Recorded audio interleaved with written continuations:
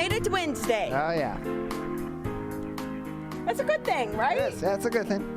It is going to be 80 degrees today for the second day of fall, and I will say it's feeling like 80 degrees today in the studio as well. A little bit toasty in here, Tyler. Yeah, the systems get confused this time of the year where it's cold out. It's a little cooler outside, so it warms up in here, then it gets warmer outside, and it doesn't know the difference. Things happen, Not only here, it's happened pretty much everywhere I've ever worked this time of year, but I think we need a fan. But it's going to be a beautiful day. Thank you, everyone, for tuning in to the Wednesday edition of the Oakland County Megacast. I'm Ronnie Dell, alongside the one, the only Tyler Keefe. He is our wonder man here at Civic Center TV. Where's your cape? I think you need a cape. I left it outside. It's too warm for a cape. That's good comeback. Good comeback. You can catch us Monday through Friday at 10 a.m. right here on Civic Center TV, Birmingham Area Municipal Access. If you do still have cable, thank you, because a part of your payment does go to fund public access TV, which is so important, even more so during a pandemic.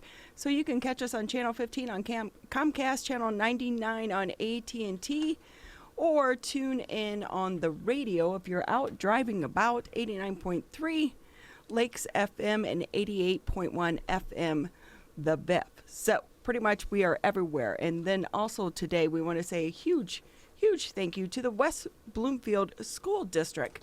They are also live streaming today's edition of the Oakland County Megacast on their Facebook page of the day.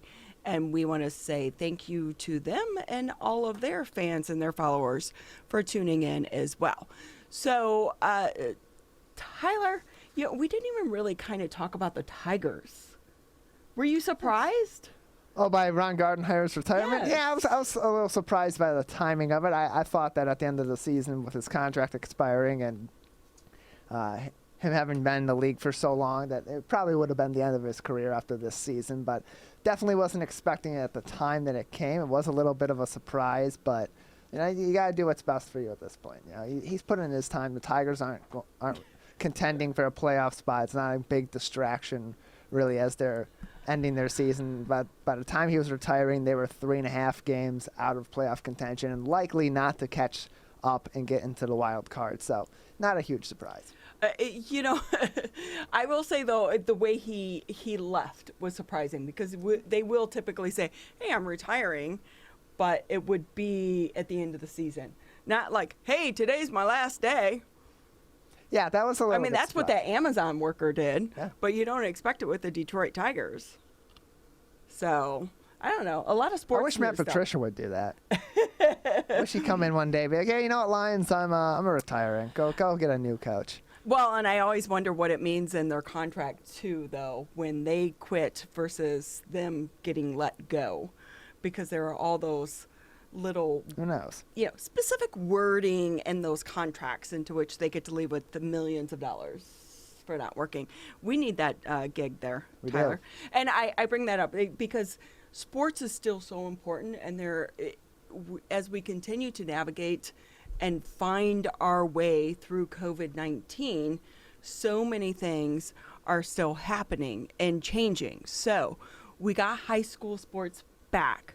That was exciting, right? Football, yeah. Friday night football. We're here Thursday night, whatever night.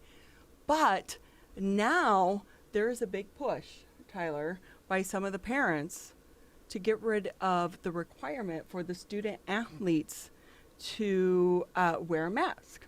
So today, parents are going to be parents that argue masks can create breathing difficulties, especially for high school impact sports, football, have organized a rally in Lansing today. Under Governor Whitmer's current executive order, athletes are required to wear a mask at all times for football, soccer, and volleyball. Unmasked Michigan Youth Sports is hoping their action in Lansing will prompt state leaders to reconsider this mandate. Rally got underway about 9 o'clock this morning there at the Capitol building in Lansing. The new Facebook group called Unmask MI, Michigan Youth Sports, has around 19,000 members already. Many of the parents saying, we're parents. We should be able to decide this for our kids. But I just saw this morning where even the coaches in the NFL, 2 coaches were fined because they didn't have their mask on. So I don't know, Tyler, what do you think? You're the sports guy I mean, between us. they want the sports to be able to be played. They say they can be played safely. So there's a way that they're allowed to play safely, which is to wear masks. I get it's obstructive, but you want your sports, you got your sports. You want them to be played safely. You say they can be played safely. The governor gives specific instructions on how to go about playing them safely so you can keep your sports. And now you want the athletes to not be wearing masks. If they can't wear masks, then I get that for non-contact sports, but for contact sports where you're in that closer proximity and there's sweat and there's spit and there's everything flying everywhere and you're in close proximity to people, it's probably best to wear an athletic neck gaiter or to wear a mask in some situation. At that point with contact sports, if you're not going to have any protection against the spread of the virus when you're in close proximity to each other, you might as well just say, well, in order to play sports, you got to cough directly into your opponent's mouth. That's what I'm saying. Like make up your mind. What if everyone on the team prior to the game tested negative? That's your team. It could be the same thing for the other team. If that's the case, fine. I guess that's up to the discretion of the parents. But at the same time, you can make a decision for your kids. But if there's one kid's family on one team that's not comfortable with that, everybody should be wearing it, or that kid shouldn't play. And if you want to be the person that says, well, if you're not comfortable, you shouldn't play. Well, if you're not comfortable playing a mask, maybe you shouldn't play. Those arguments go both ways. These people need to make up their minds whether or not they want to have sports or not. There are rules in place. You want to have sports, those are the rules that have been set. Play with them. This is also going to be an issue as the Big Ten starts back up. Of course. And it's a little bit different in college because you can isolate these people and you can make sure that they are following certain guidelines and that they're keeping only within their certain circles. It's a lot easier than it is with high school, and it's a lot less complicated in that case. Plus, they have more resources where they could get shields for within masks that we've seen some prototypes for, whereas that's not viable at the high school level. Yep. So many different facets to this conversation. Yeah. It never ends. Also, now they are reporting that the Oakland County Children's Village and Health Division, they're working closely together to stop the spread of COVID-19 at Children's Village after an employee tested positive for the illness September 3rd. So since that date, 4 additional staff members and 4 residents have tested positive for the virus. All were close contacts of each other and were connected to the building. Positive cases are in isolation. All employees and residents will continue to be tested until all results are negative. For those that don't know, the village is the juvenile detention center where child criminal offenders are held, but also kids that are housed there who are wards of the court and temporarily placed there by a judge. Again, just a reminder to all of us, Tyler, this can spread. And we have seen this with prisons and, jails throughout the country, not just here in the state of Michigan or locally here in the Oakland County area. Typically, it does start with a staff member. Yeah, it typically does. But anytime you're in close proximity with other people with a virus like we have right now with COVID-19 that's so easily spread in close proximity with other people, you're going to have a potential for outbreak. So either there needs to be more careful precautions being taken, more careful enforcement being taken amongst those that are interacting at Children's Village, or you're going to see more outbreaks like this, like you've seen in prison systems, like you've seen in workplaces where there's a lot of people working in close proximity that maybe aren't taking the best precautions. The next headline over on CivicCenterTV.com, huge talker in my neighborhood because we are Halloween. Our neighbor, we go crazy for Halloween. So now the CDC is warning trick-or-treating as a high-risk activity. So they released the official guidance for celebrating Halloween amid the coronavirus pandemic. Trick-or-treating is among the activities that are discouraged. Other high-risk activities the CDC is asking people to avoid: trunk or treats, attending crowded indoor costume parties, that's kind of a given, and indoor haunted houses. The guidelines also include clarification that costume masks are not a substitute, parents, for a cloth face covering, and costume wearers should not double up. So don't wear your costume and then your cloth mask as well, because that could cause difficulty in breathing. This, so many people are talking about this because we are coming into the fall season, and Halloween is a big deal for so many families. Yeah. I'm in a subdivision. We close off the streets. We do huge productions. It's crazy in our neighborhood for Halloween. We have, one of the best neighborhoods for that. And so this is really a big talker about how can we do this? And some people are saying, well, you're already typically, especially the last few years for Halloween, it's been cold. We've even had snow. So typically you're already wearing masks. You're already wearing gloves. So what's the big deal in this? Yeah, I would say if you are wearing your facial covering, the biggest thing at that point to be cautious about is all the touch points. You're touching a lot of different surfaces. People are knocking on your door, touching your doorbell. People are taking candy out of a bowl, and when kids are taking candy out of a bowl, they're not just going in and grabbing one or two pieces. They're going in and they're shuffling their hands around and touching all those pieces. So there's a lot of different touch points, and that's where the concern is. So I don't know how trick-or-treating and other Halloween activities are going to work safely. Luckily, we still have some time. We still have well over a month to figure that out. In our neighborhood, we start planning now, though, Tyler. Yeah. So I will say we did a pirate ship a few years ago, and we had candy cannons where we did like a slingshot, and we flung candy at kids. And we're like, maybe we need to get out the candy cannons and do something like that. But I do say, I will say, I think this year we're even debating just passing it because it is a concern. And I understand that the parents are saying, well, even if you have gloves or this, that, and the other, but if I have gloves and I'm touching that and then you're touching that, maybe you do the candy shoots, but our neighborhood is so busy. How are you going to actually manage that? I mean, it would be, and say maybe for those neighborhoods that get like 4, 5, 6 trick-or-treaters, but we get hundreds and hundreds and hundreds. Yeah. I mean, it's just a crazy, insane scene in our neighborhood. Are you a big trick-or-treater? Not really. No, not as yet. Do you dress up? Do you go out? If there's something to do, I'll go out. Yeah, I don't mind it. It's not that I don't like it. It's just usually I just don't have anything to do. So if I don't have anything to do on the night of, then it's just another day. I will say, for us, Halloween's always been my favorite holiday, but I will say it wasn't until we moved into our subdivision. I'm in Harbor Village, and it became a huge deal. I mean, there's a competition, right, and we go all out. Like, we've had carnivals, we've had pirates, we change the theme every year. It is really big for us. Not everyone, but big for us. The kids enjoy it. Good.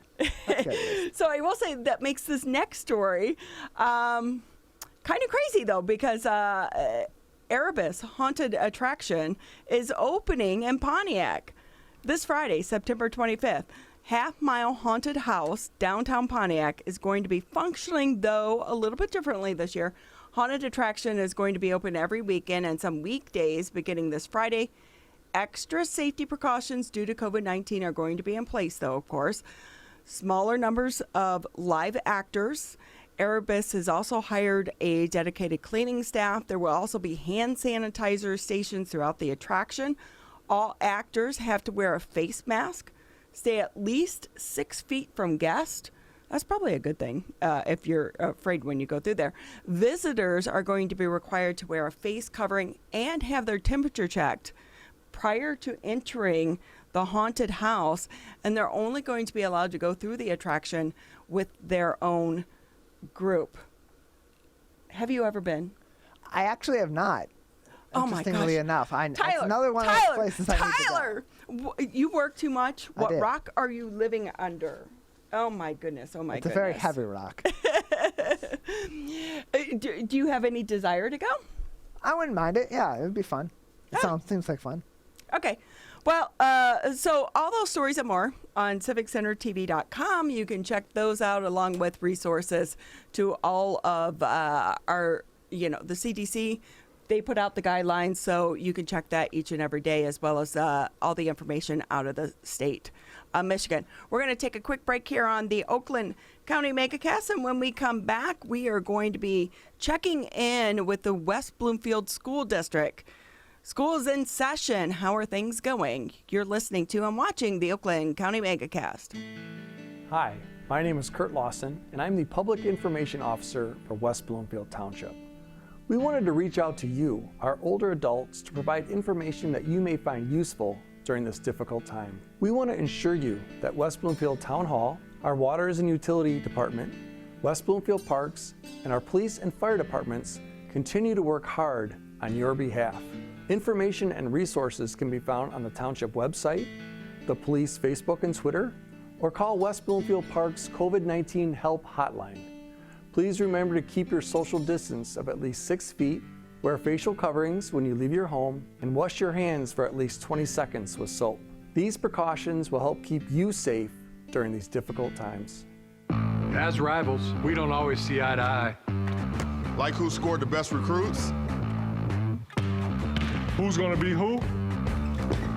And whether we wear green or blue. But one thing we can all agree on to help stop the spread of COVID-19. Wear a mask. Wear a mask. Wear a mask. wear a mask. Wear a mask. The ball's in your court, Michigan.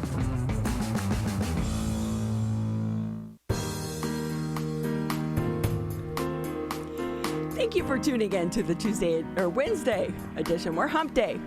We don't want to short ourselves a day out of this week of the Oakland County Megacast. I'm Ronnie Dahl alongside Tyler Keith. We are a few weeks into the school year right now, and we want to check in with Deanna Barash. She's the Assistant Superintendent of Curriculum and Assessment and Instruction over at the West Bloomfield School District.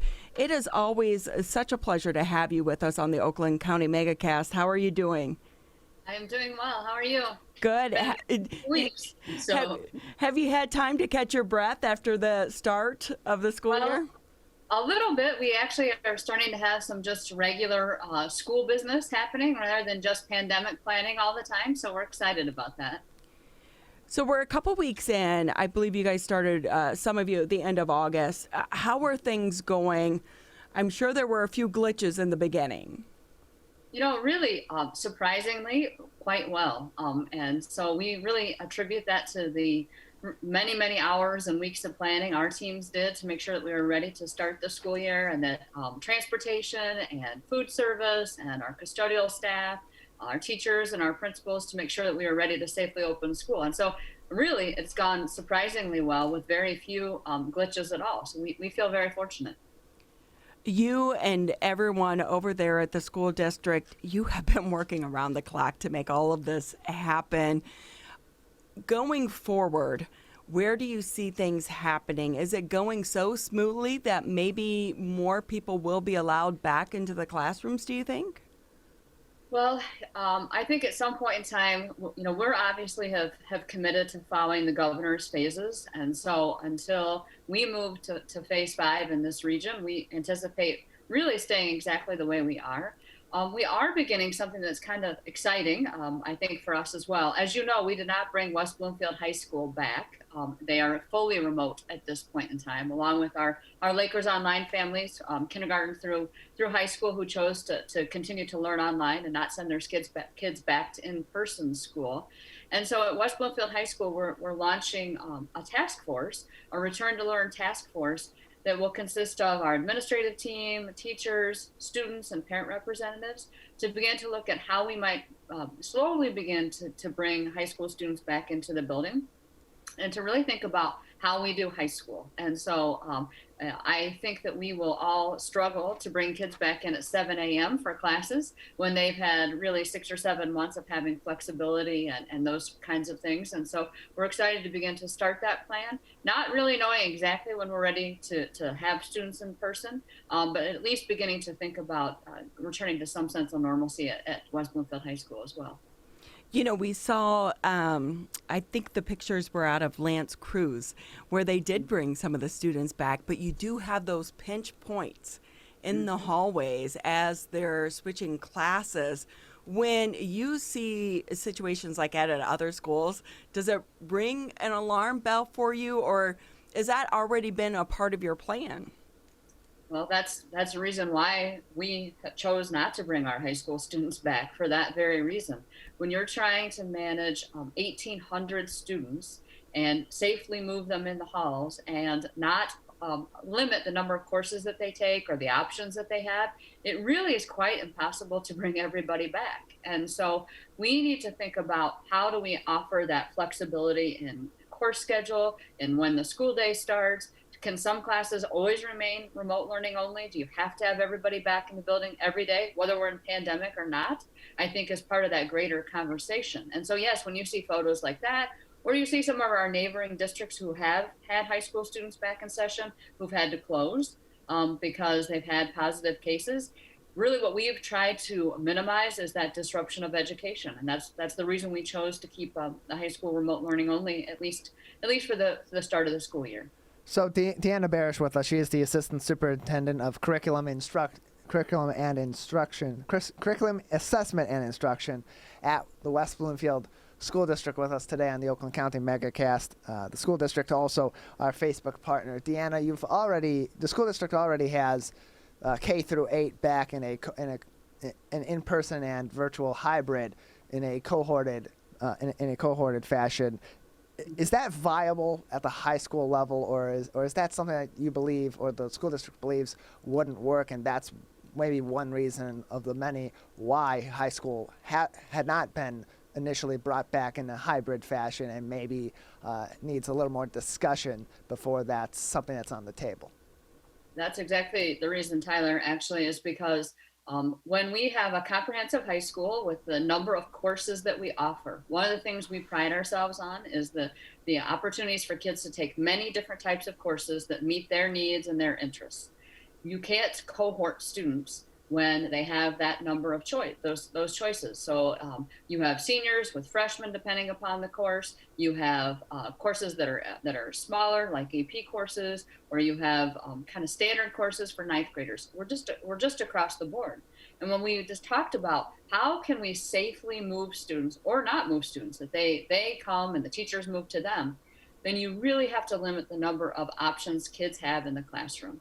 And we're just not comfortable with doing that. That's one of our kind of prized things at West Bloomfield High School is we are responsive to the courses that kids want and to their needs and to the things that they want to study. And we would not be able to do that and bring them back in and to cohort them like we have at the middle school or certainly at the elementary level.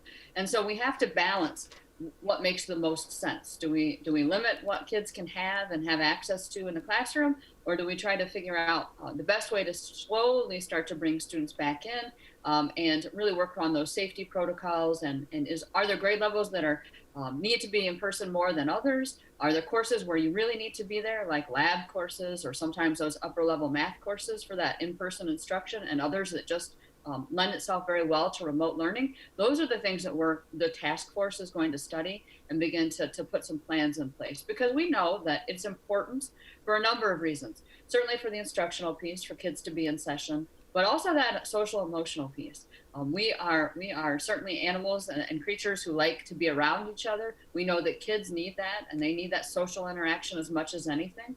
And so, and I think they've become comfortable wearing masks and understanding social distancing and all those sorts of things. But we need to make sure that we can do that safely. So we aren't doing this disruptive open for a few days. We have a positive case. We have to contact trace, so we need to close for a little while. That's really very difficult in the educational process as well. So the task force will begin to meet and start to put those plans in place.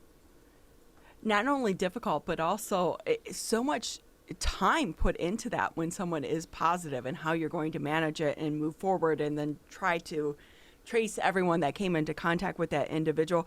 Deanna, for the students that are back in the classroom in some capacity, how is that going so far? It has gone really, really well. I mean, really well.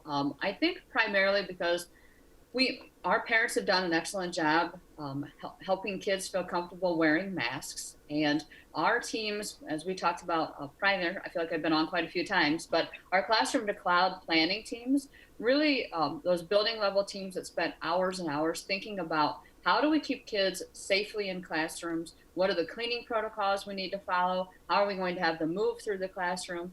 And obviously the elimination of things, those high risk areas and opportunities. So recess, lunch, snack time, movement in the halls where you might be going to your locker. We've really eliminated those. And so that has been able for us to really keep kids in those cohorts and really isolated and not having to have a lot of interaction when we would have more opportunities for exposure. So it's gone extremely well. I have to give a lot of kudos to all of our teams too. And, we have a midday transportation run so they're picking up at the middle school, they're going to the elementaries, they're taking kids home, they're bringing different group of kids back. It has just run extremely smoothly. We've been able to provide meals for our families. Anybody who wants food, anybody can get meals. That's gone very, very well. Our cleaning has gone exceptionally well. So in between each cohort, every classroom, every restroom, hallways are all cleaned. And so that we know that we're not having students who might be potentially exposed from the morning to the afternoon. And we're just being very vigilant about making sure kids wear masks, that we're following those protocols, and that really we're keeping kids as safe as possible. So it's gone really, really well.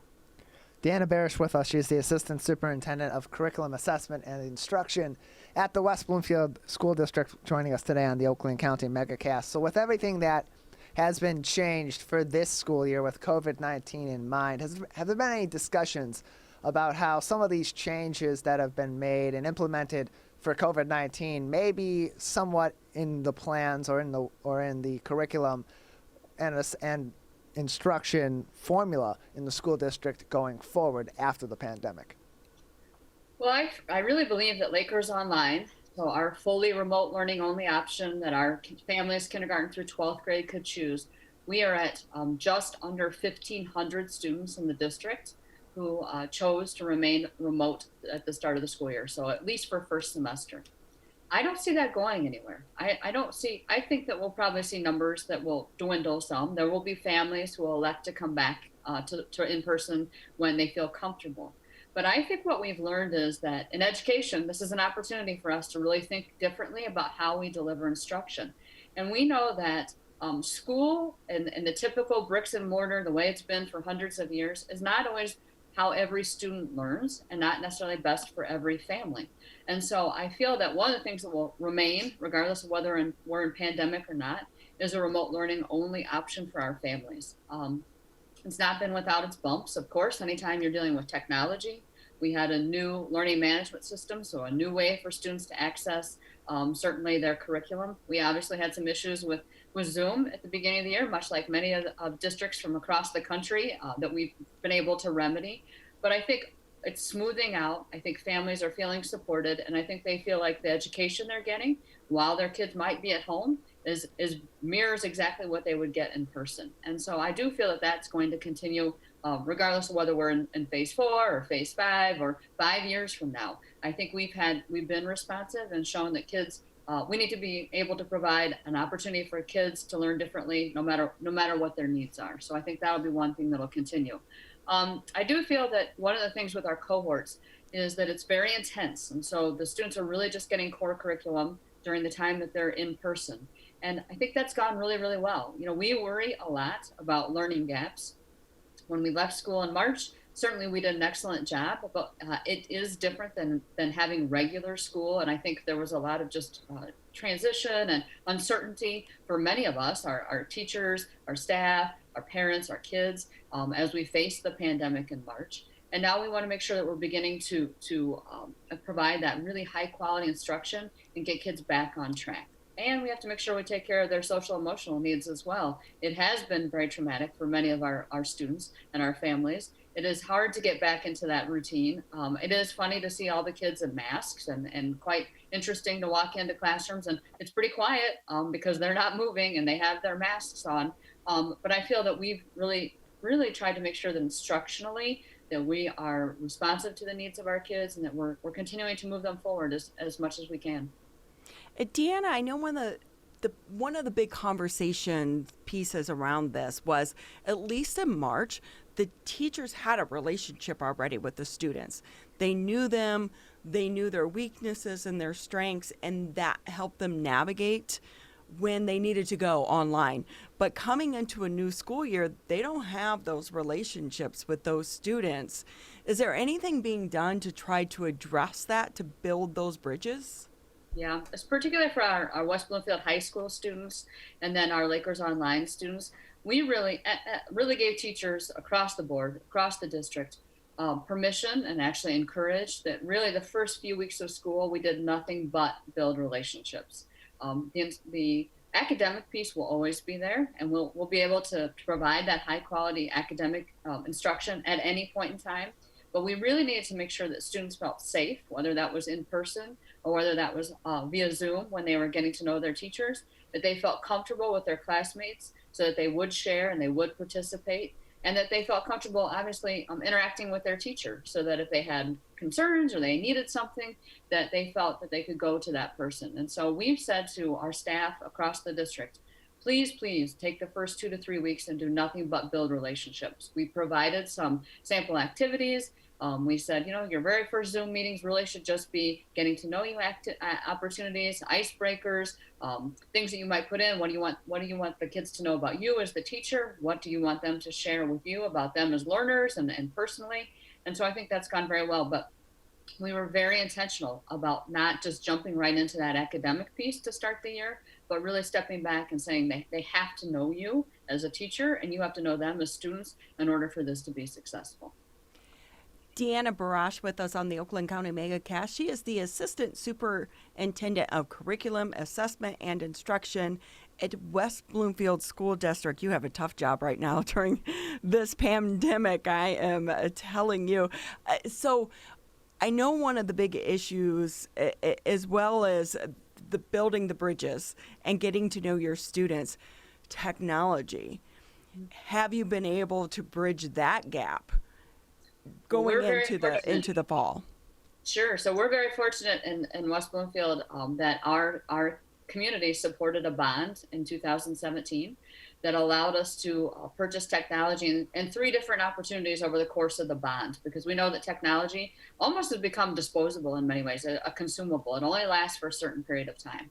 So this summer, our board approves purchasing Chromebooks for every single student in the district, brand new ones. Our existing Chromebooks are still working and still there. We keep those in the schools so that students don't have to bring them back and forth if they're coming into in-person instruction. We held, kudos to our technology department, we had about 2 weeks where they did nothing but distribute Chromebooks to our families prior to the start of the school year. And we were also able to provide Wi-Fi hotspots for any family who demonstrated need or said they had a need. Had unstable internet connection, or just we're going to have multiple kids at home trying to access that Wi-Fi at the same time. So we were able to provide Wi-Fi for those families as well. So right now, every student in West Bloomfield has a brand new Chromebook and has access to Wi-Fi if need be. And that's really a credit to our community who supported our bond and recognized that technology is very, very important, whether we're in person or not, whether we're in pandemic or not. Technology is just part of our lives. So we've done an excellent job making sure our students have what they need. I would imagine it's much easier as well if all of the students do have the same type of computer, because I know sometimes going from a Mac to a PC, some programs work here, some programs work there. It doesn't always line up, and it can be frustrating. But when we come to connectivity, I know that you provided the hotspots, but even here in the building, sometimes it's hard to get on or it's slow. So are there still those glitches? And we even heard about one student, not necessarily in West Bloomfield, he was so creative. He kind of did a backdrop and said loading. So the teacher just thought he had, issues with trying to get online. Well, I can't tell you that we haven't had some of that, right? Like I can't get on, I just can't get into this Zoom, and you know, kids are kids. I think in some ways as well. They're much smarter than we were at their age too, right? Yeah, absolutely right. Yes, or maybe we did it differently than what they do, but yeah, they definitely know how to outsmart us sometimes. So I would say in the building we've had excellent connectivity. So because that's again something that's been supported by our community and our bond is to make sure that we have the opportunity to have those drops in every single area of the building so that kids can do NWEA testing or M-STEP testing, or today we actually have, not online, but we have PSAT and SAT taking place at West Bloomfield High School. So we have students in the building today. And so I think in person has been just fine. At home, it is a struggle. And we have had some things with really our Zoom as our platform, being able to have students log in, making sure that they know now they have to authenticate, so they have to use their West Bloomfield email address. They have to have their password in order to get in. And so we always have to pivot. I think it's one of the things we've learned is we have a really good plan and we know where we want to be, but sometimes you just have to adapt. And so obviously making sure that there are high traffic times, of course, like right now within internet is a very high traffic time. There are going to be times where students might not be able to get into that Zoom lesson. Or maybe can't access our learning management system because of internet issues. That's why we have to make it available for kids whenever. So really we talk a lot about live and then on demand. So when teachers have lessons, they're recorded. Their students are able to go back and access those if need be. So we don't want this to become an access issue. So if our kids can't log in, that doesn't mean that they missed the lesson for the day and they're out of luck. Just means they're going to have to watch it on their own time. So we've tried to really plan for all of those scenarios so that kids aren't missing instruction. 2020 is all about flexibility. So, Deanna, it's always great having you with us. We always learn so much when you're on the show. Anything we didn't touch on that you want to get out to our listeners and viewers this morning? No, other than I would just say, thanking our community and our parents for their flexibility. Again, it is 2020. That has to be our theme right now, is that the only thing we know is that it's the unknown. We're not sure what's going to happen. And so always being supportive and, really our parents have been so willing to kind of go on this journey with us and to partner with us and understand that it's just everybody working together to do the best we can. So we're fortunate to be in West Bloomfield. We're fortunate to have the parents we have and our staff, and it's been a great start to the school year. Great to have you on with us, Deanna. So many parents, the teachers, the students, they're all having to adapt. During this time, West Bloomfield has really done a great job of trying to address these issues and being transparent and keep the parents and the students informed on these decision-making decisions, but also having them included as well. So great to have you with us. We're going to take a quick break here. And when we come back, what's it like to be an independent school during the pandemic? A little bit different of a setup. I'm fascinated by the school as well, Tyler. So we'll be right back here on the Oakland County Megacast. Hi, I'm Dr. Faust, the medical director for the Oakland County Health Division. The most important thing you can do to prevent the spread of illness is to wash your hands thoroughly and often. Follow these 6 easy steps every time you wash your hands. Step 1, turn on the sink and wet your hands with warm water. Step 2, apply soap to your hands and lather between your fingers, under your nails, and the front and back of your hands and wrists. Step 3, wash your hands by scrubbing them together for at least 20 seconds. Step 4, rinse your hands with warm, clean water. And step 5, dry your hands with a clean cloth towel, a paper towel, or hot air blow dryer. If you're using a cloth towel, make sure to change it often. For handheld faucets, turn off the water using a paper towel instead of your bare hand. Step 6, if you're using a paper towel, throw it away. Practice healthy habits like washing your hands after coughing or sneezing into them to keep you and others healthy. Go to oakgov.com/health or call Nurse on Call at 1-800-848-5533 to learn more. Michigan, the coronavirus pandemic has put us all to the test. And now it's time to put COVID-19 to the test. As we move forward, testing will be critical. We encourage anyone who has reason to get tested to do so, those with symptoms and those without.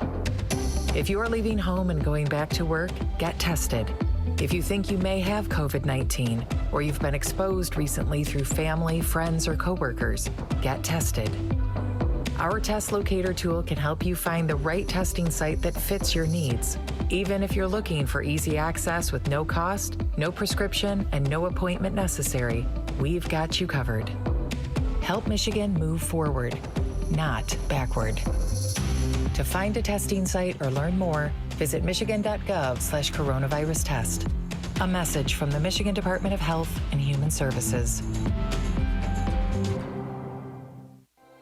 Michigan, we still need to stay careful because we don't want to go backwards, back to where we started. So keep standing 6 feet apart, keep wearing a mask in public, and if you have symptoms, talk to a healthcare provider about getting tested. To move forward, let's all do our part. So stay careful. Michigan.gov/coronavirus. Welcome back to the Tuesday edition, or Wednesday. I keep saying Tuesday. Again, we do not want to cheat us out of a day. But this is what the pandemic has done. It's so easy to lose track of the days. I'm Ronnie Dahl alongside Tyler Keith. Always great to hear from our school districts on how they are handling this pandemic. And we've heard a lot, and we interview a lot of the people from our public schools. But now we want to bring in Rob Himberg. He is the director of Upland Hills School. Rob, I have to say I was online checking out your website. I want to be a kid again and go to your school. We hear that a lot, actually, especially when we tour a family for the first time and they start to get to know the school a little bit. That's often one of the first comments we hear, which of course we take as a nice compliment. It is. So just for the people that are listening and watching that maybe aren't familiar with your school, you're an independent school. What does that mean and how do you operate? What makes you so different? Sure. Well, yeah, on that level, we're an independent private school. So we're a nonprofit private school. And when you sort of exist in that realm, you really have all kinds of creativity in how you want to design your curriculum, the type of staff you want to employ, and how you empower your staff to teach what they teach. So at our school in particular, and there are many, schools like ours across our region and across the state, of course. But our school in particular, we started in 1971 as the Upland Hills Farm School. So our roots really go back to those days and have a strong connection to Upland Hills Farm, which we're adjacent to here on our campus. And the idea then was really to reconnect children to the natural world and to see the natural world and understand the natural world as a primary teacher in their lives and in our lives. And so that philosophy and the methodologies that flow from it have existed in our school since that time and still do today, and as much of the reason why we're kind of attempting this great experiment this year that we're stepping into the last couple weeks. So tell us about the experiment. You've actually been back to work back to school rather, for a few weeks now. Yeah, absolutely. We actually, throughout the summer, the staff and I had, many long conversations about the possibility of coming back to school in person.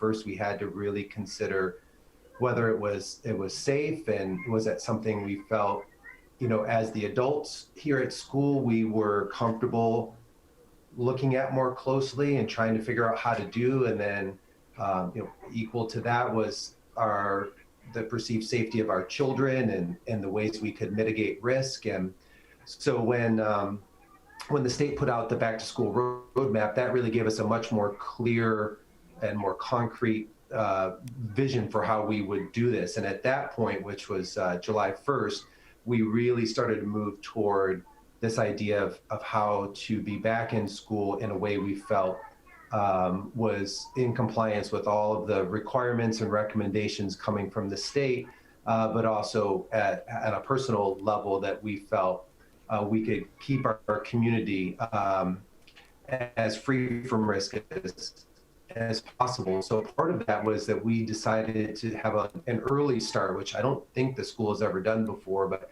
about 3 weeks before our official start date, we invited on a voluntary basis any of our families, our students who wanted to come back early and basically help us figure out how to find rhythm and consistency, routine and structure, given all the new protocols and procedures that were going to be in place.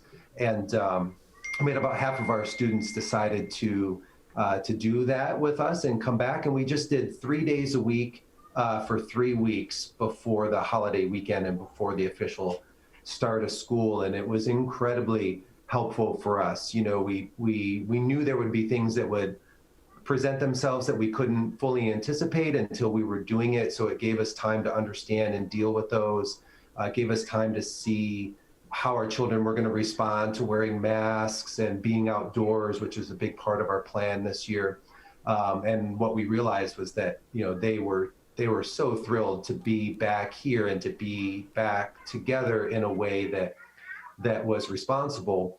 So then when we kicked off the official school year last week, we were able to kind of hit the ground running in a lot of ways. And all those students who had participated with us in the 3-week early start really served as great mentors and leaders to the children who weren't able or didn't come early, and help them to really see and understand, either through their modeling or through helping them know what all the kind of new protocols were, so we could, you know, kind of get up to speed as quickly as possible and really start to enjoy this new way of going to school this year.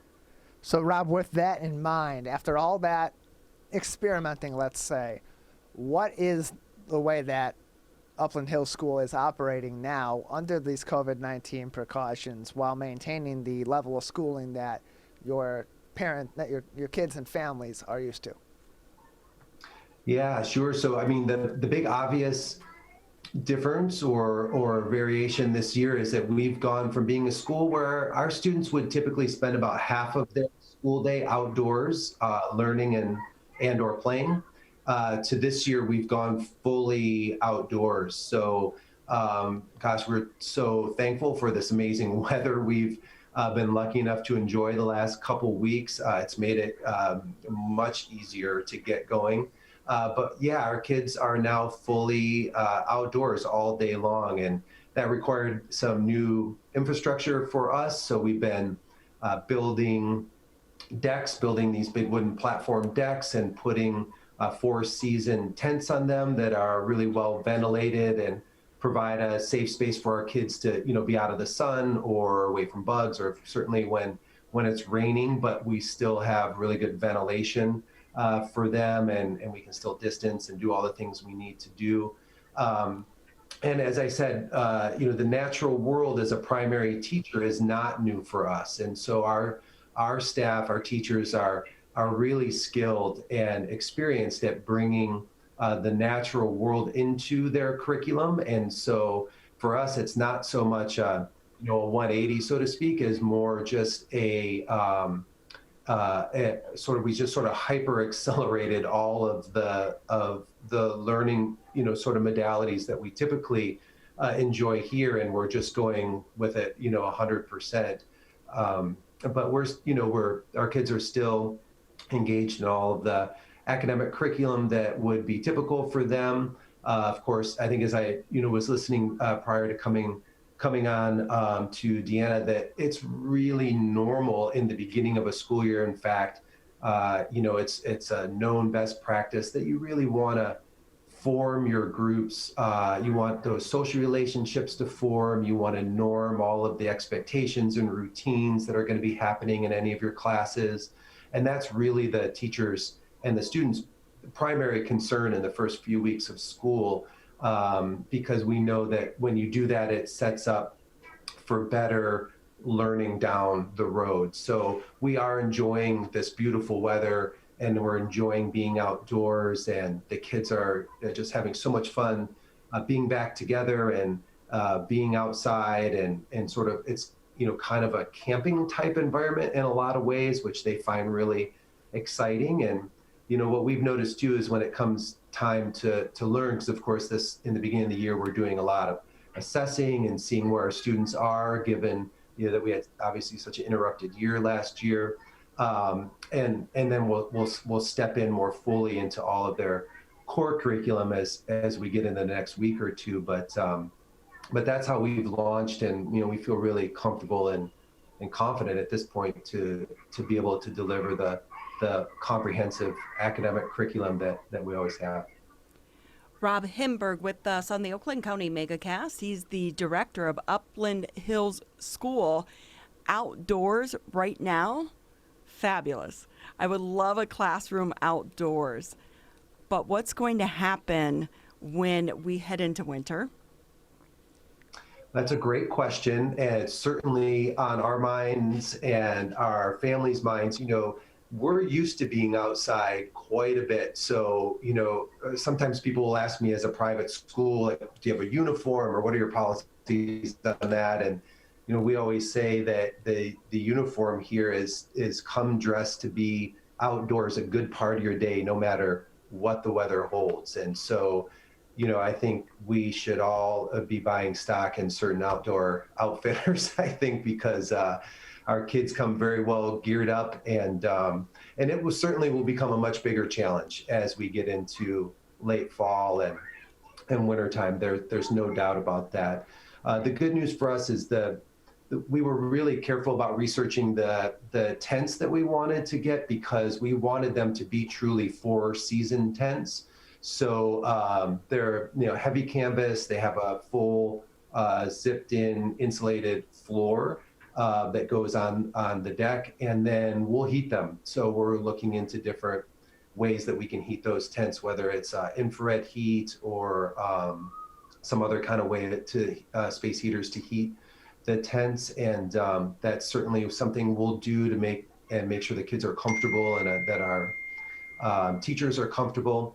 And we will, although we're not at all at this point, we will use the school building when we get into the deeper parts of winter. And even here, actually, what can be more challenging than a really cold winter day is when we get into the 45 degrees and raining time, which typically is anytime now through November. So that's a much harder kind of weather to be out and about in all day than a cold, snowy day. Actually, you can be warm and dry and really enjoy those kind of days. So in our school building, we're really lucky in that all of our classrooms have an entrance and exit from the outside. So we don't need, even when we're using our classroom spaces, we don't need to go in through the hallways or in any of the common areas.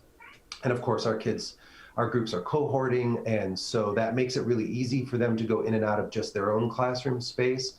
And we have, in our school building, we have radiant floor heat, which is a really efficient way of heating a building. And what we like about it in the winter, which we do this often anyway, is when the mass of the floor, that concrete floor, gets extremely warm, because that's where all the heat's radiating from, it will stay warm for days, and so what we know is we can really turn that heat up and heat that floor so that it's extremely warm, and it will radiate that really warm heat for as long as we have the heat up.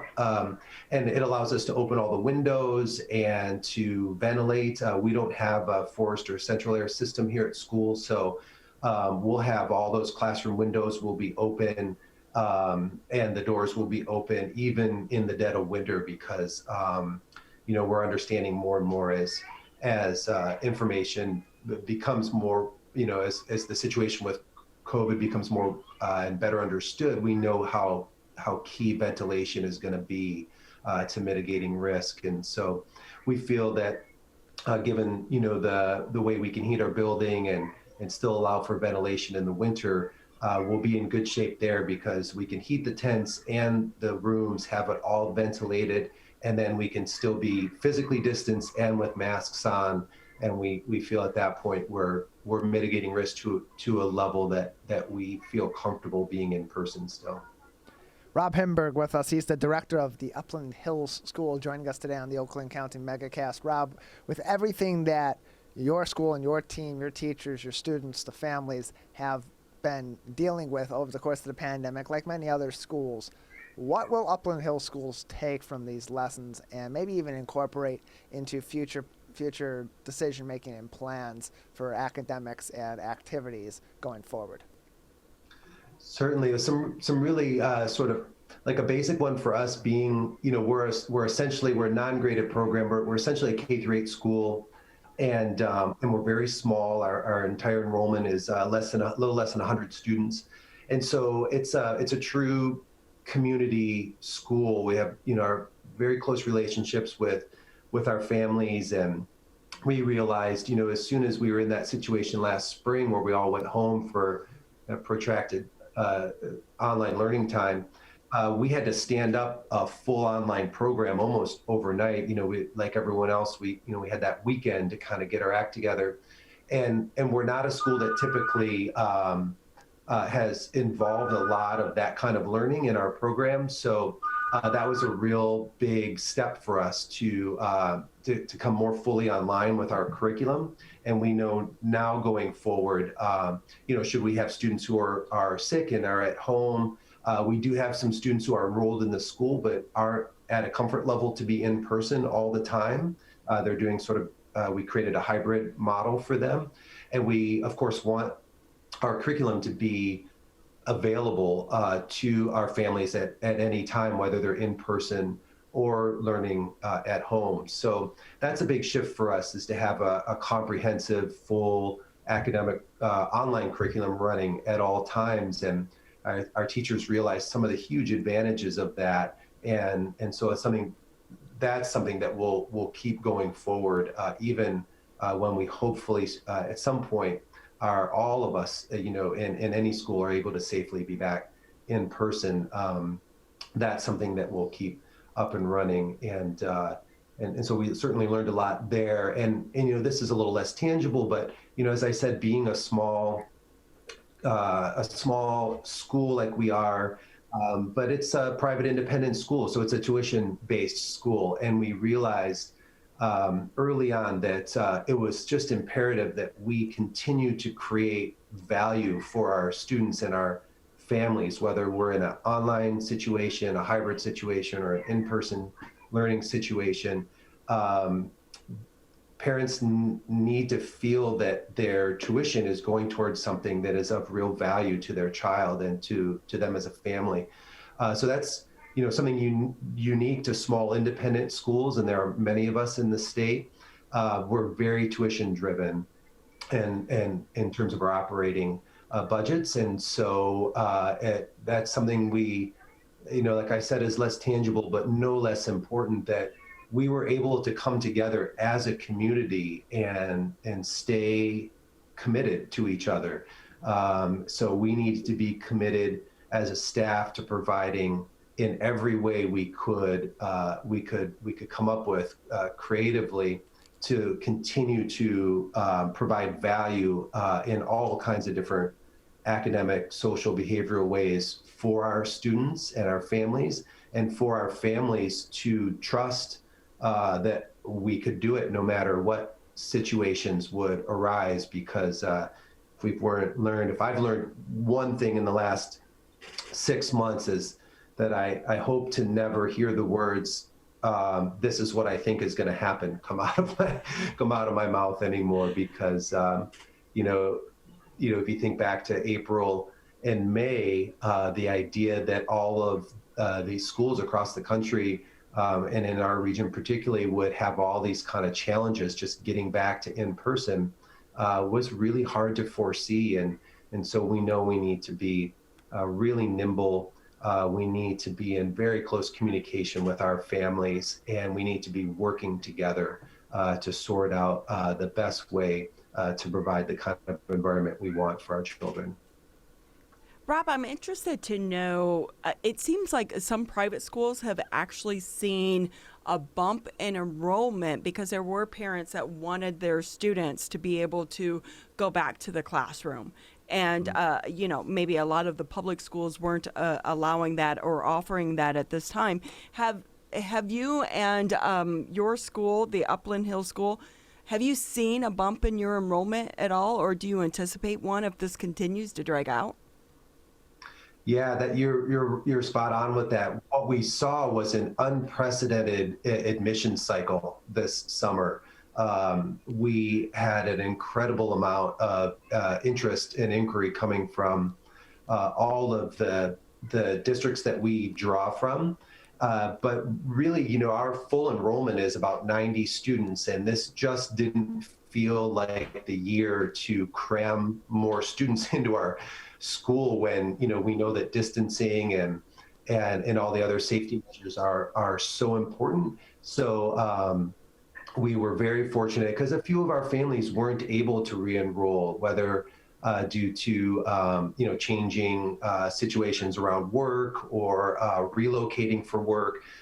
So we did have a need to fill a few spots here, which we were so thankful to have the level of interest that we did.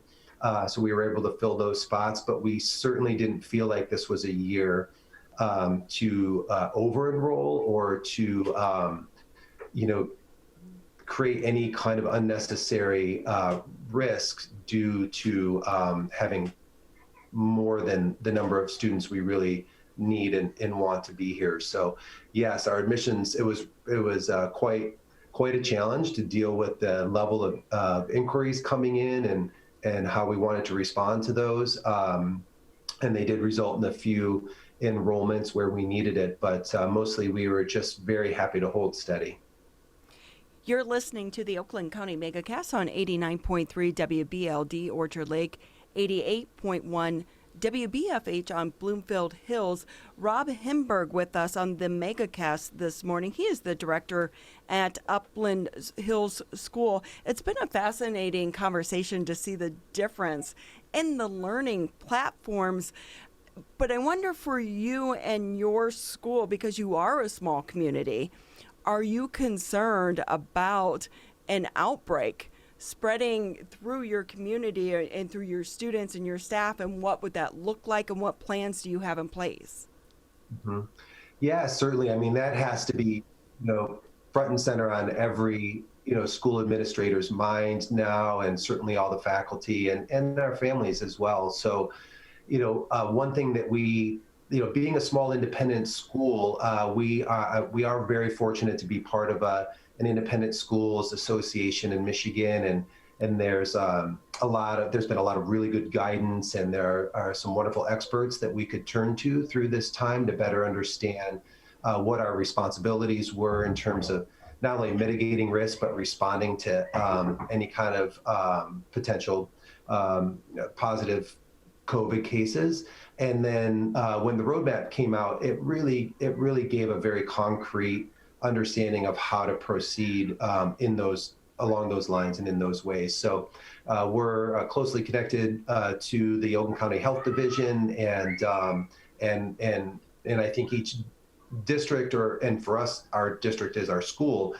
So we're fortunate to have a contact there that we can reach out to and have numerous times to help us better understand our responsibilities and how we would respond should a positive case occur here at school. So it's all fairly prescriptive, and we're in communication with the Oakland County Health Division and know exactly the procedures we would take should that arise. And of course, we're hopeful, given all of the risk mitigation that we're trying to follow, and being outdoors and cohorting our kids, and our class size is already max 16, and most of our groups average about 14.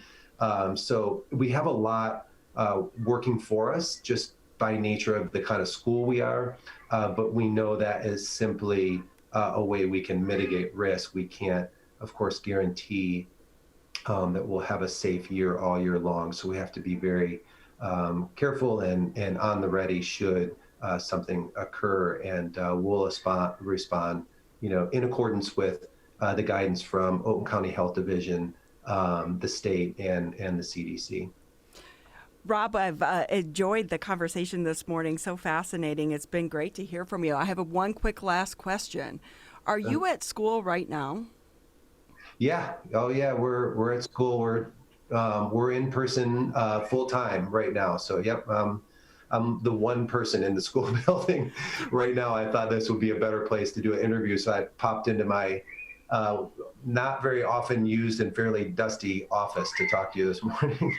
I will say we speak with a lot of school officials. You're the only one that's wearing a hoodie and a sweatshirt right now, so you get bonus points, definitely, as the coolest school out there. Well, thanks. I maybe should have thought a little bit more about a collared shirt this morning, but mostly I was thinking about how it's going to be 80 degrees and we'll be on our ropes course later. And that, like I said, you just have to dress for the weather here, especially at our school. Absolutely. We love that. Thank you so much for carving out a few minutes of your day to be with us on the Oakland County Megacast. We're going to take a quick break here. When we come back, we are going to be checking in with U.S. Representative Andy Levin to see all the latest news coming out of the 9th Congressional District. So much to talk about with him, Tyler, I'm telling you. This is the Oakland County Megacast. Michigan, we're calling on you to save lives. Don't ignore it. Don't let it go to voicemail. It's urgent. In fact, it's critical. Because if you've been in close contact with someone who tests positive for COVID-19, you may have been exposed to the virus. And you could get a call from My COVID Help or your local health department. So please answer the call to learn how to protect yourself, your family, and friends. We're calling on you to stop the spread of COVID-19, to make it safe to reopen businesses and help Michigan move forward. So if you get a call from My COVID Help or your local health department, you may have been exposed to someone with COVID-19. To protect us all, answer the call. Learn more at michigan.gov/containcovid. A message from the Michigan Department of Health and Human Services. Hi, my name is Kurt Lawson, and I'm the Public Information Officer for West Bloomfield Township. We wanted to reach out to you, our older adults, to provide information that you may find useful during this difficult time. We want to ensure you that West Bloomfield Town Hall, our Waters and Utility Department, West Bloomfield Parks, and our police and fire departments continue to work hard on your behalf. Information and resources can be found on the Township website, the police Facebook and Twitter, or call West Bloomfield Park's COVID-19 Help Hotline. Please remember to keep your social distance of at least 6 feet, wear facial coverings when you leave your home, and wash your hands for at least 20 seconds with soap. These precautions will help keep you safe during these difficult times.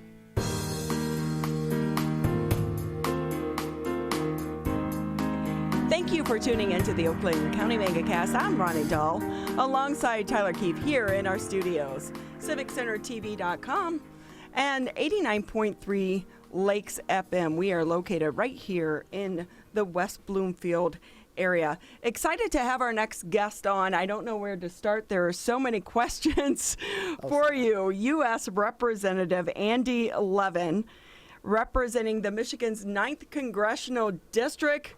Holy cow, are you busy, and where do you want to start? I don't know, Ronnie, but I just want to say that I just overlapped for a second with your last guest, and I would love to be wearing a hoodie too, but they wouldn't let me on the floor of the house, so I gotta wear these boring old grown-up clothes. Well, I have a suggestion for you. Just take off the suit jacket, wear your hoodie over your shirt and tie, and then you can swap it out like superhero. Exactly. I love it. How are you? Thank you for being with us. We know you're busy. So what do you want to dive into? There are so many topics. What do you want to dive into?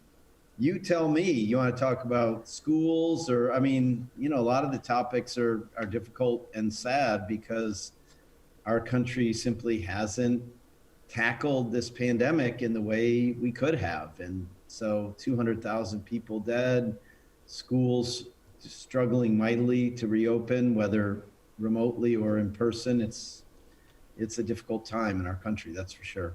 Definitely. Why don't we start with schools, just because we started the show with two different venues. One, the West Bloomfield School District, great school district, but it's a public school district. And then Upland Hills, a private tuition-based independent school. And obviously, so many differences in those two school districts and how they're teaching and how they're learning. But I also worry about so many of the inner city kids during this time. Can we talk and dive into that issue a little bit more? Because I feel like that's where the gap is really going to be felt the most during this pandemic. Well, yeah, that's for sure. But, you know, there's a big problem with English language learners, right? Kids who don't speak English as their native language. There are many of those out in, like, my district in Macomb and Oakland counties too. How about kids with special needs? Wow, that is really challenging in the cities and elsewhere, right? Absolutely. I mean, to take the big picture on schools, so here we are, it's September 23rd, 2020, right? In the US, we've had 6.75 million cases of COVID. Over 200,000 people have now died, you know, as of this week. There have been 57 outbreaks in schools in Michigan. Cases are up in universities. Last week, they were up 66%. K-12 cases were up 300% last week in Michigan, and both figures are likely undercounts, as we just heard on the news about Michigan State, right? And in terms of like what we in the federal government need to do, we in the House, we passed over $250 billion for schools between the HEROES Act, which was our COVID relief bill, and the Moving Forward Act, which is our infrastructure bill that included a lot for schools, including the filters and the HVAC systems that are so important. We know air circulation and bringing fresh air in from outside and filtering air is so important to prevent the spread of the disease. And we just haven't gotten our colleagues to agree to rushing this aid to schools. So schools are working with one hand tied behind their back, and that is just a shame. Yeah, I think while I do live here in the greater West Bloomfield area, we have amazing schools in this area. I've done so many stories in the city of Detroit. I've been in those schools. I've seen the condition of those schools. The buildings are much older, and I can't imagine, like, you may put a Band-Aid on it and say, hey, we're giving you some PPE, but what is that going to look like long term? But then you have the other side where remote learning is not working. It would be great to be able to have a parent sit home with you, but if you're a low income worker, how do you choose between your job and staying home with your kid and putting food on the table? What are you saying to your to the people in your district who are faced with those challenges? Well, or even if the parent happens to have a remote job, if they're low income, they may have one device in the house. And so what are they going to do? Have their kid use it for school or them use it for work? They're either going to lose their job or the kid can't learn. It's a completely unacceptable choice. I mean, what we're saying is that we want to get a second round of checks to every family. In the HEROES Act, it was up to $6,000 per family. We extended the extra unemployment benefits into January of 2021. We gave extra funding for child nutrition and for daycare. I mean, this is the worst economic crisis since the Great Depression, Ronnie. We have to go to help these families. And I think parents should not be in that position that we put them in. And it's just outrageous that they are in that position. I mean, just go across the border in Canada and you can see how a different country has handled it so much better. Their deaths per million people are way below ours. And they're able to approach a level of normal operation of the economy, because if you're able to test people broadly, not just if they're sick, if you're able to test people broadly and then trace the cases, contact tracing, and then help people isolate you can have more people generally circulating much more with masks and distancing and not have widespread outbreaks. But just think, like the school you mentioned, right, with the old building. Now let's say it's November and it's cold and they have to close the windows and the only circulation they have is from that rickety boiler, from 1968. It's going to be very difficult. And we just need to take a different approach. We need a public health approach where from the president on down, we say, this is serious. We know what to do. We're going to take a scientific approach, and we're going to give everybody the resources they need to support their families in this difficult time. And we're going to give schools the resources they need. So, U.S. Representative Andy Levin with us from Michigan's 9th Congressional District. Representative Levin, a lot of that funding could potentially come from the heavily debated in Washington HEROES Act and other forms of a second supplemental to the CARES Act. There's been a lot of negotiation. We've all read the news stories and heard it on our local and national news about where that is at. From your knowledge, being in Washington and being in that political realm, where are those negotiations? Are they moving forward? Have they stagnated? Is this over, or is the HEROES Act at all closer to potentially being pushed through? I mean, Tyler, we cannot accept that it's over. So we have to keep trying. We have to keep negotiating. There was a little hope when the president, in his way, tweeted that the Senate should go much higher. The Jerome Powell, the chairman of the Fed, he's a lifelong Republican. He was appointed by President Trump. He's the chairman of the Federal Reserve. And he said, we have to go way, way bigger, like something approaching the HEROES Act. And so we have said, okay, we're not insistent on it being just our way. We will absolutely negotiate it. The HEROES Act, Tyler, is about $3.25 trillion. We said, we'll meet you halfway. We'll put in things or take out things. But so far, the Senate has not been willing to negotiate about anything in the fundamental sense. For example, they only had $15 billion for testing and contact tracing and that kind of public health work. We had $75 billion. We said, we'll meet you in the middle. They didn't have any money for childcare. I mean, as Ronnie said, what are parents supposed to do? And a lot of our childcare centers are just like a woman working out of her house, or, she has no big backstop of funding that can keep her going. So we're ready to negotiate. We're supposed to end the session around October 2nd, a week from Friday. We have said we want to get something done by then. We have said we'll stay in session. Really anything to pass legislation that can get some relief to America's small businesses and families. And we're ready to go. I mean, here I'm in my office in Washington. And, I really hope we can pass something. Yeah, so many people need relief right now. I know that you're fairly new. You were elected in 2018, but you do come from a family of politics. You replaced your father.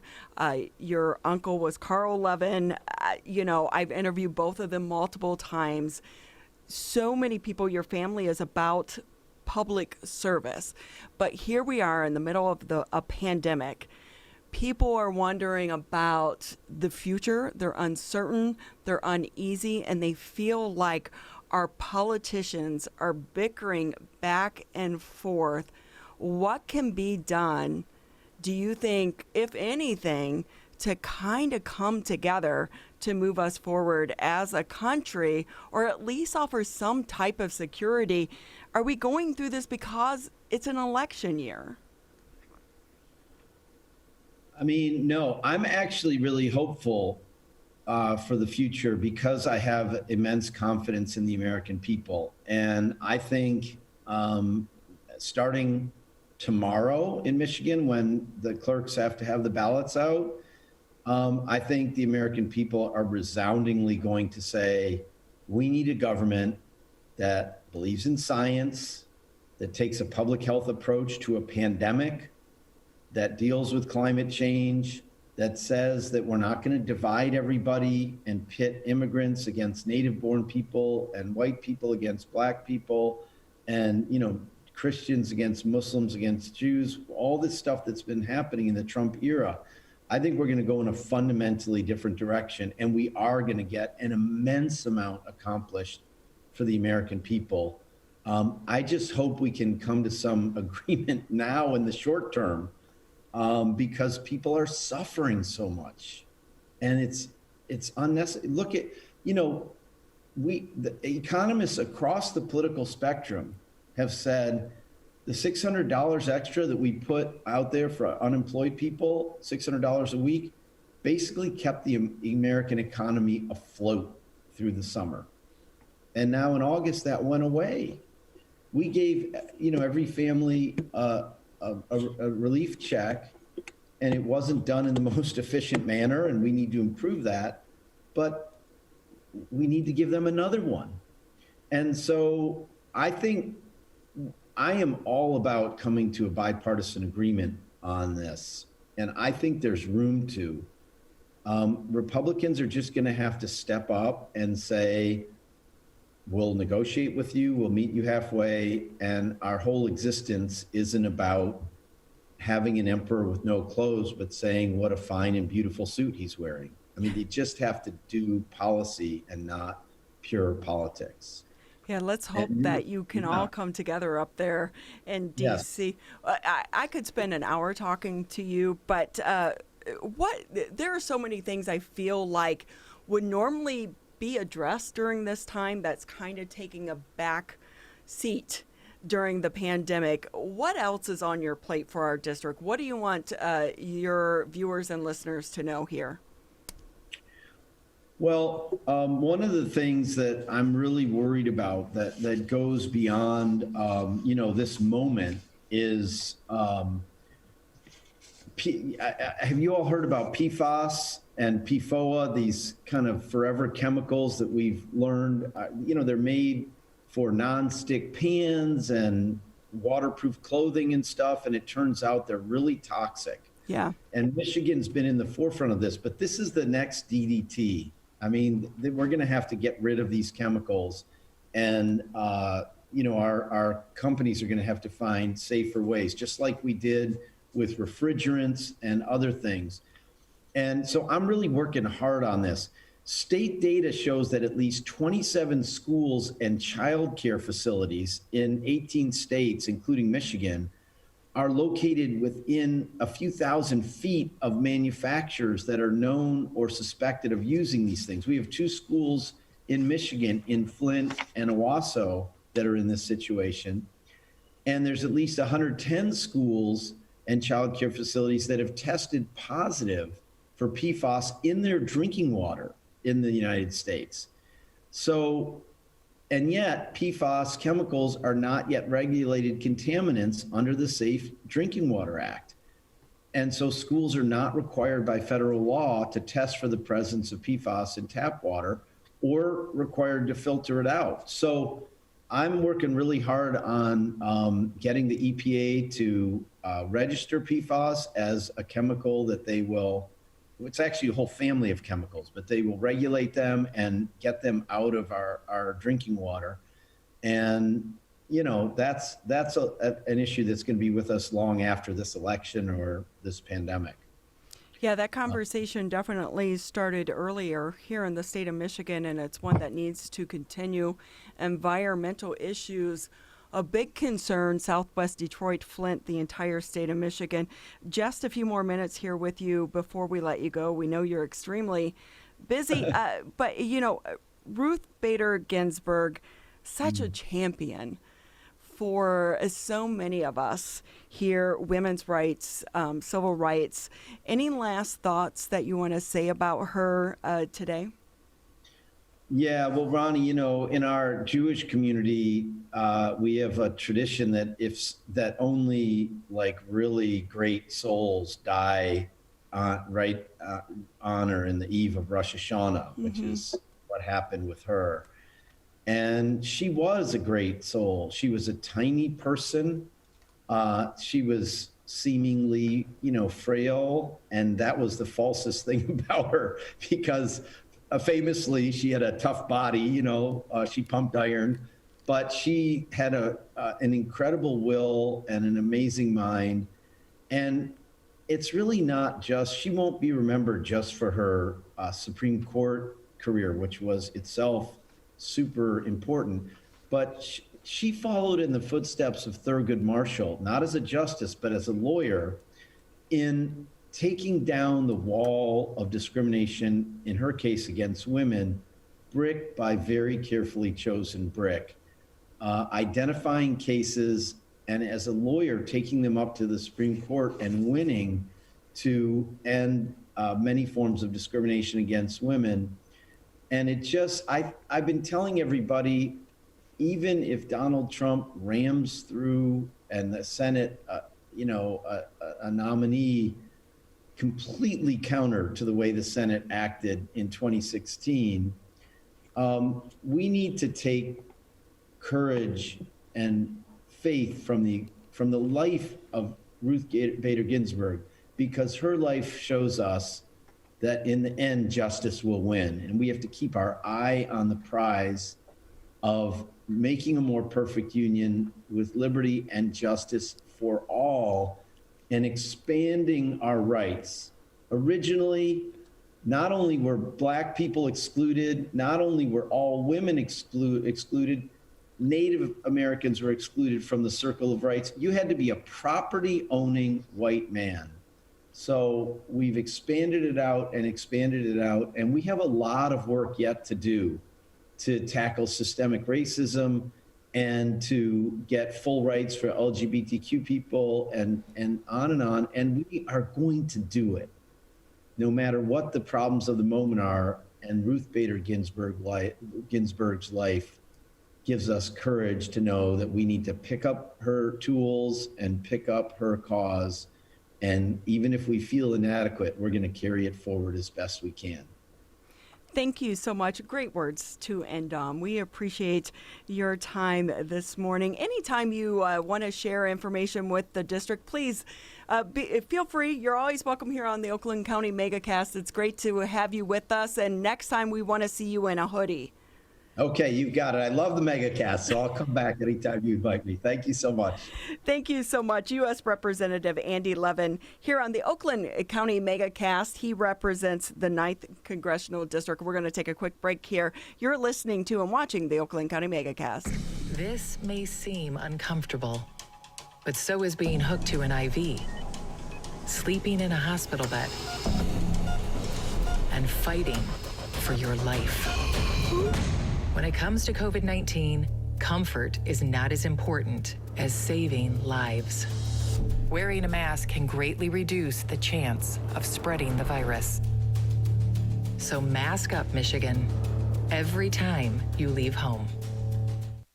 As rivals, we don't always see eye to eye. Like who scored the best recruits? Who's gonna be who? And whether we wear green or blue. But one thing we can all agree on to help stop the spread of COVID-19. Wear a mask. Wear a mask. Wear a mask. wear a mask. Wear a mask. The ball's in your court, Michigan.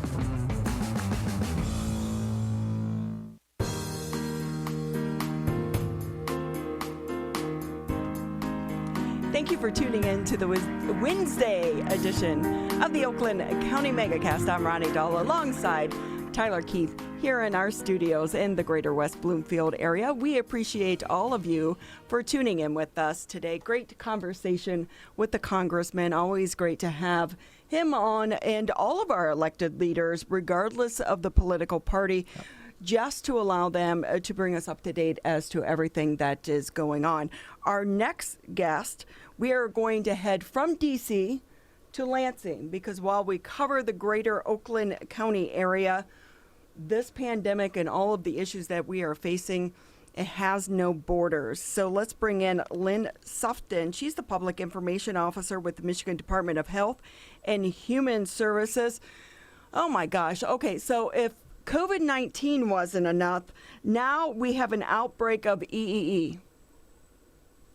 Yes, we are seeing cases here in Michigan again this year. Eastern Equine Encephalitis, or EEE, as we call it for shorthand, is a mosquito-borne virus. And basically, it comes from an infected mosquito. They bite animals, they bite people, and in some cases, some individuals do develop some very serious health effects. So for those that aren't familiar with, I call it EEE, so triple E, what, I mean, this isn't something we can put a mask on to protect ourselves from. No, you can protect yourself by protecting yourself from mosquito bites, using insect repellent, trying not to be out at dusk or dawn, long sleeves if the weather will allow for it. A couple things you can do around your home, make sure all your screens are in good repair, windows, doors, that way that keeps those mosquitoes outside. And also take a look around your house maybe once a week, twice a week, particularly after rain. Is there standing water that doesn't need to be there? Is there a planter that's not being used, or a kiddie pool, or something that's got water in it? That is prime mosquito breeding ground. So if you can dump that out, that also will cut down on the amount of mosquitoes in your yard. I get worried because I think about all the abandoned, illegally dumped tires in the city of Detroit, and they are a breeding ground for mosquitoes. Does DEET work against this? So if I'm going to be outside, is DEET the thing to use? That is one of them. There's a list of EPA-approved insect repellents that will work, because some individuals, may not want to use DEET. There are others that are available that they can use, but that is definitely one of the ones that is recommended.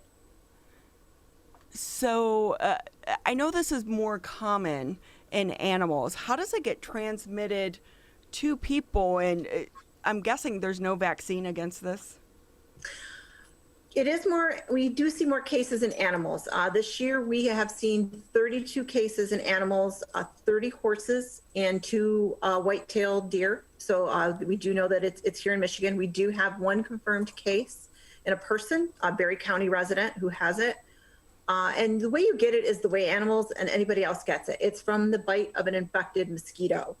There are 2 particular species of mosquitoes that carry this, one that stays in the swamp. I'm not even going to try to pronounce the Latin names of these particular mosquitoes. There's information on our website. We'll give you a pass. That's okay. Yeah, we don't need to slaughter that. However, basically you have one mosquito that lives in the marshy, boggy areas of the state, and then it feeds on birds, and then the other mosquito bites the infected bird and then carries the virus out. There's information about the whole cycle on the website, michigan.gov, at EEE as well. But basically then that mosquito goes out and it bites horses, it bites deer, it bites any kind of animal, and including people. And for some people, you never even know it. You may not have any effects from it. And from others, they do develop some complications. It can be simple as fever, being tired, headache, and it can also develop into some very serious things such as swelling of the brain, coma, and even death. Last year, we had 10 cases in people in Michigan, and unfortunately, 6 of those people passed away from the triple E. So we do know that it can be a very deadly virus. A lot of the symptoms, sadly, sound like COVID-19 as well. So now we're raising that fear level in individuals. So we have flu season, we have fall allergies, COVID, and now triple E.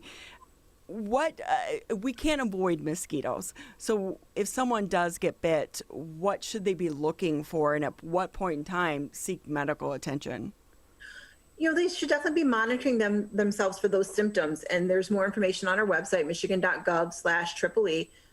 And if they have questions, definitely contact their healthcare provider. Obviously, there's opportunities to be tested for COVID-19 if that's what you think this could be. There's opportunities to be tested for the flu or influenza. And they can do some testing for triple E. So we do know that that's available. So a doctor can get a sample, and actually our public health lab here at the Michigan Department of Health and Human Services is actually one of 11 labs in the entire US that can certify that, what somebody has is EEE per the CDC. So it is something that we are familiar with here in Michigan. It's very unfortunate. Last year was a very, very unusual year with the 10 human cases and over 50 animals. This year, like I said, 32 animals and 1 human case. And that's one of the reasons that we have actually gone out and begun aerial treatment this year already. We've done a couple different nights of it. And one of those reasons is to prevent any further human cases if possible. Yeah, that's great. I know they've been spraying throughout the Oakland County area as well. Lynn Sutfin, she is the Public Information Officer with the Michigan Department of Health and Human Services. As if you don't have enough on your plate already, COVID-19, I have to ask while we have you here, the testing and the numbers surrounding COVID-19 and the tracking of the virus, not just in the state of Michigan, but all across the country, it gets so confusing for us regular people. And I would imagine that in your job, all of you are immersed in all of this. But for the regular person who's sitting at home trying to make heads of tails of the number of recoveries versus deaths, hospitalizations and cases, what do you want them to know? Like, when it comes to testing, how accurate is the testing? What is that process like? Certainly. So there are a couple different tests. There is one where they, put the swab up your nose, which is, some people have said that's not very comfortable. There is also one where they can do a saliva test. So they're doing it, it's a mouth swab. And they're doing that in many of our neighborhood testing sites across the state right now. And then those results go off to a lab and you get your information back. Right now we are processing about 30,000 tests here in Michigan a day, or Michiganders who are being tested. So that's good news. We are definitely seeing increases in our testing. We are seeing our case daily information that comes back kind of a plateau. Somewhere between 500 and 700 cases a day, depending, just on, I think our testing volume really affects that. So we know that, we still have COVID-19 circulating in our state. And, it's something we need to be concerned about. And we really want people to take the precautions against it. And there are a limited number of tools in our toolbox, so to speak, as far as, how to prevent it. That's including wearing a cloth mask, social distancing, avoiding crowds, washing your hands often, or using a hand sanitizer with at least 60% alcohol content in it, as well as, if you are not well, simply staying home and avoiding others. Those are the things right now that we are telling folks to do to slow and hopefully at some point stop the spread of COVID-19 here in our state. Lynn Sutfin joining us. She is the Public Information Officer with the Michigan Department of Health and Human Services with us today on the Oakland County Megacast. So, Lynn, you said that the case numbers each day are between 500 and 700 cases, and that's really where it's plateaued. We have seen in a couple of cases where we've had reported daily numbers that were well into the early thousands. A lot of that is mixing multiple days results. Are those situations any cause for concern for the state or for the general public? Should that be any cause for concern about a potential spike, or is that something normal that we should be aware of and still, of course, be taking precautions, but not necessarily be alarmed of seeing? Correct. And one day's worth of data does not necessarily make, a big concern. You really are looking at data over a period of time.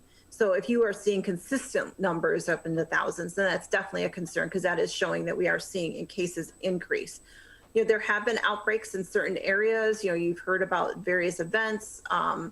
In East Lansing, there was a bar where that caused quite a few cases, in several different counties. So we know that those kind of things do happen. So you will occasionally during an outbreak time, see those numbers climb.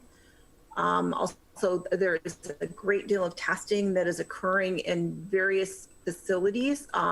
We're talking a lot of congregate care facilities, nursing homes. You are looking at our jails and our prisons that are doing increased testing. You are looking at various, like our state hospitals for folks, those are also doing increased testing amongst staff. So the more you test, there's more possibility of seeing increases in cases. But we also are looking at overall percent positivity. We are looking at just the various regions and the number of cases in those regions. And then obviously the contact tracing and the public health investigations that are going on, all of that helps put a big picture together for us here in the state and lets us know, what needs to be done, are adjustments needed to be made to the overall state plan. Such a hard job all of you have up there in Lansing. Just out of curiosity, I know the casinos have reopened. We have protests each and every day where we're seeing the video of people packed together. And while many times they may be wearing a mask, they may not be wearing a mask. I've been in the middle of some of these protests, and a lot of times they will take their mask down to get a message across to the crowd and this, that, and the other. Why are we not seeing outbreaks in those groups, or even among the homeless? You would think we would see it among some of these groups that aren't taking the precautions, but yet we are seeing them in some of the other areas. And how do you make the decision as to which establishments you're naming where the outbreaks are happening? So we do have information on our website about outbreaks in various settings, restaurants, community events, just schools, you name it. There's quite a few different categories, so people can kind of track the kind of places where we are seeing these outbreaks. We definitely recommend that individuals stay away from crowds as much as possible and to wear that mask and to do the social distancing. The more people you have together, the more opportunity to pass a variety of communicable diseases, anything from influenza to obviously COVID-19. So, it's definitely a concern. We have not seen large numbers, but some of it may also be due to the contact tracing if individuals are not, being forthcoming. So, this is where I was. We are trying to ask more questions about have you been at, community events and trying to gather that data. But a lot of it depends on the information that we gather from individuals who test positive. So, that does necessarily not always give us all of the information that we want.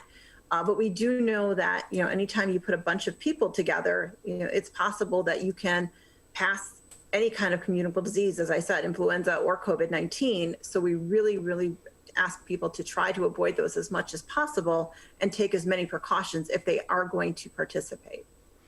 Lynn, thank you so much for being with us. I think I'm going to just go get an igloo and build an igloo in my backyard for the winter months, stay away from all people except for my husband and my dog. It doesn't sound like a bad plan. I mean, it might be a little chilly though. I'm more partial to a fireplace in the winter, so you might want to consider that too. But definitely not a bad plan to try to self-isolate. You have a great backdrop there, though. Lynn Sutfin with us. She's the Public Information Officer with the Michigan Department of Health and Human Services. Thanks for taking time out of your schedule to share with us all your information for everyone out there. Just be aware it's the flu, it's COVID, and now we have the triple E. Don't put your mosquito repellent away just yet. We're going to take a quick break here on the Oakland County Megacast, and then we'll wrap up the show talking about the state's economy. Tyler? Michigan, the coronavirus pandemic has put us all to the test. And now it's time to put COVID-19 to the test. As we move forward, testing will be critical. We encourage anyone who has reason to get tested to do so. Those with symptoms and those without. If you are leaving home and going back to work, get tested. If you think you may have COVID-19 or you've been exposed recently through family, friends, or coworkers, get tested. Our test locator tool can help you find the right testing site that fits your needs. Even if you're looking for easy access with no cost, no prescription, and no appointment necessary, we've got you covered. Help Michigan move forward, not backward. To find a testing site or learn more, visit michigan.gov/coronavirus test. A message from the Michigan Department of Health and Human Services. Michigan, we still need to stay careful because we don't want to go backwards, back to where we started. So keep standing 6 feet apart. keep wearing a mask in public. And if you have symptoms, talk to a healthcare provider about getting tested. To move forward, let's all do our part. So stay careful. Michigan.gov/coronavirus.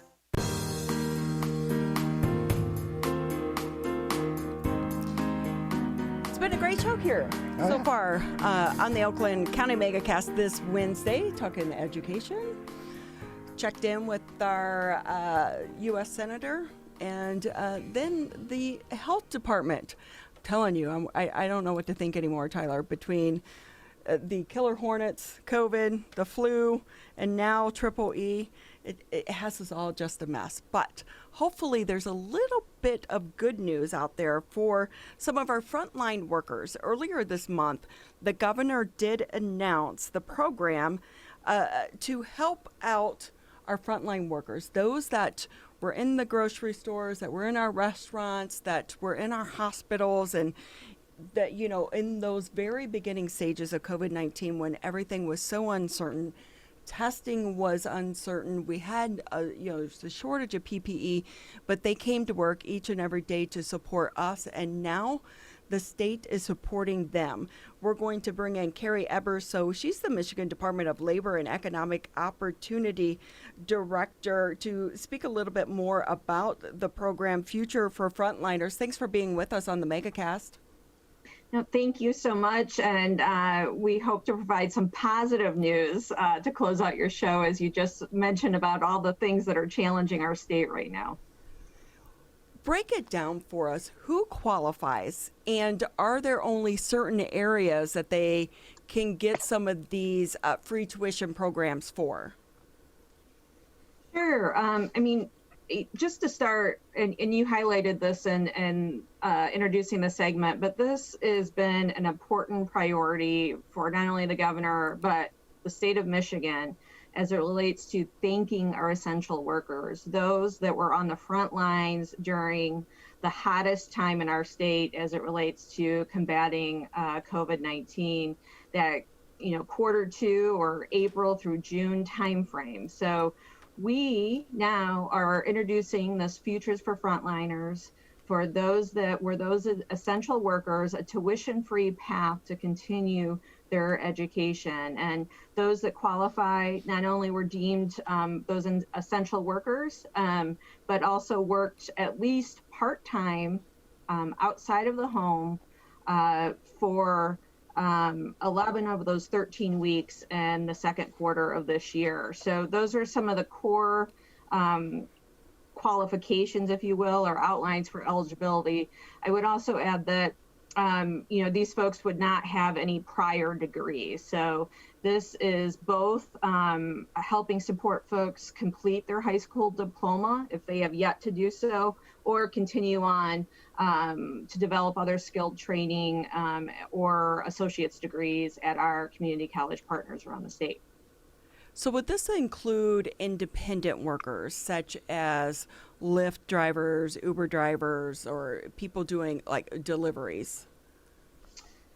That is a great question. I know we have more details outlining what's included as essential workers for the program at michigan.gov/frontliners. And they have to be outlined as essential industries within the executive orders that were issued by the governor. Carrie Ebersole with us. She is from the Michigan Department of Labor and Economic Opportunity with us on the Oakland County Megacast. For those frontliners who do have already some higher education, whether that be a diploma, that be a undergraduate degree at a college or university, a 2-year associate's degree, whatever the case may be. For those that already have accomplished those things, but we're also frontliners, are there any added benefits through this program for them?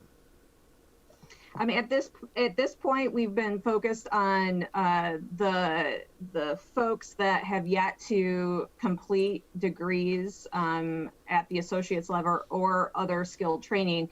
But we also have research that determines like many of the 625,000 workers in essential industries largely do not have those educational certificates or degrees at this point. So a large segment of these essential workers, don't have those pieces. So that's why we wanted to support them in continuing their educational journey. I love this program. I think it's such a great opportunity, but I also kind of wonder about the flip side of this. If they go through the programs, they get a degree, what if they move out of the industry that they're in now, which in a lot of cases, these industries are already seeing a shortage of personnel? Yep. Great question. I would say, there's a couple of things that we are really strategically organizing as part of this work. And that is, we want to elevate and educate folks on where there are in-demand jobs today. Every year, we have jobs that go unfilled because we don't have the skilled workforce to fill them.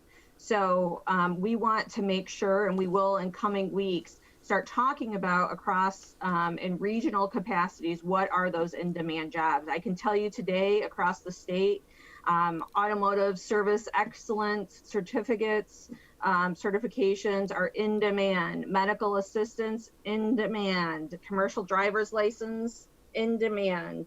The list goes on: HVAC certification, associates in nursing, welding certificate. Getting tongue-tied here on the Megacast. That's okay. That's okay. I do it every day.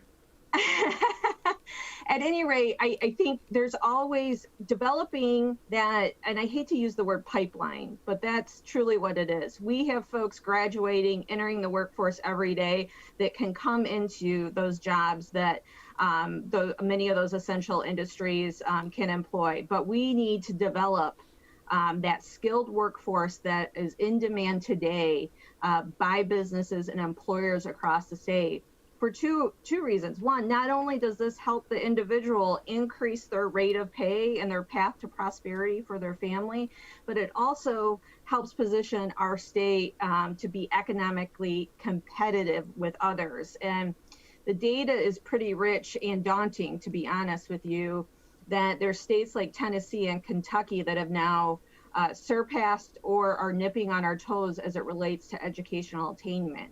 We know it's uncontested. We know educational attainment is directly connected to wages, and we know there are demands from our employers for specific skilled training for their workforce. So this is a win-win that we're looking at.